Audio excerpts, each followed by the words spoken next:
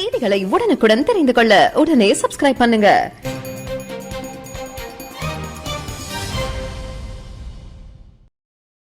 நாட்டின் மிக நீளமான கடல் பாலத்தை வருகின்ற 12ஆம் தேதி பிரதமர் நரேந்திர மோடி திறந்து வைக்க உள்ள நிலையில் அது குறித்து விவரிக்கிறது இந்த செய்தி தொகுப்பு. 109 வயதான ராமேஸ்வரம் பாம்பன் தூக்கு பாலம் தான் இந்தியாவின் முதல் கடல் பாலம். இது 2.3 கிலோமீட்டர் நீளம் கொண்டது. இந்த பழமையான பாம்பன் கான்டிலீவர் பாலத்திற்கு பதிலாக தான் நாட்டிலேயே முதன்முறையாக செங்குத்து தூக்கு ரயில் பாலம் அமைகிறது. சுமார் 2065 மீட்டர் நீளம் கொண்ட பாம்பன் ரயில் பாலம் தான் இந்தியாவின் மிக நீளமான கடல் ரயில் பாலம். இந்த நிலையில்தான் தற்போது மகாராஷ்டிரா மாநிலத்தில் இந்தியாவின் மிக நீளமான கடற்பாலம் அமைய உள்ளது. ஏற்கனவே இதே மகாராஷ்டிராவில் பாந்திரா ஒர்லி பகுதிகளை இணைக்கும் ராஜீவ்காந்தி கடற்பாலம் இருக்கிறது. மொத்தம் 5.6 கிலோமீட்டர் நீளம் கொண்ட இந்த பாலம் தான் இதற்கு முன்பு இந்தியாவின் மிக நீளமான சாலை போக்குவரத்து கடற்பாலமாக இருந்தது.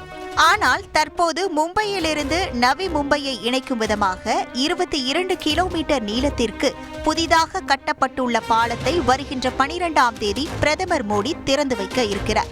இது உலகின் 12வது மிகப்பெரிய கடல் பாலமாக பார்க்கப்படுகிறது. இந்த பாலத்திற்கு அட்டல் சேது என்று பெயர் வைக்கப்பட்டுள்ளது. சீனாவையும் ஹாங்காங்கையும் இணைக்கும் 55 கிலோமீட்டர் நீளமுள்ள கடல் பாலம் தான் உலகின் மிக நீளமான கடல் பாலம் என்பது குறிப்பிடத்தக்கது. அட்டல் சேது கடல் பாலம் ஜப்பான் நாட்டிடம் 15,100 கோடி ரூபாய் கடன் பெற்று கட்டி முடிக்கப்பட்டுள்ளது. இதனை கட்டி முடிக்க ரூபாய் 17,843 கோடி செலவிடப்பட்டுள்ளது. மொத்தமுள்ள 22 கிலோமீட்டர் கடல் பாலத்தில் 16.50 கிலோமீட்டர் தூரம் கடலுக்குள் பாலமாக அமைக்கப்பட்டுள்ளது. எஞ்சிய பகுதி நிலப்பரப்பில் அமைக்கப்பட்டுள்ளது. மும்பையின் தென்பகுதியிலிருந்து நவி மும்பைக்கு செல்ல 2 மணி நேரம் வரை ஆகும் நிலையில் இனி இந்த புதிய கடல் பாலத்தின் மூலம் அரை மணி நேரத்தில் செல்ல முடியும்.